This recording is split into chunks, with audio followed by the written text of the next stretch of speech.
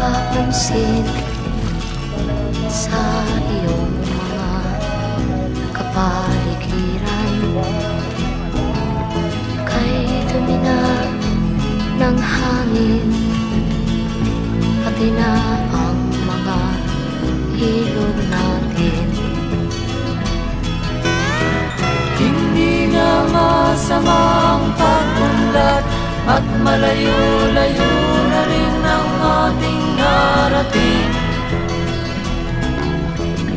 Ngunit masdan mo ang tubig sa dagat, dati kulay asul, ngayon'y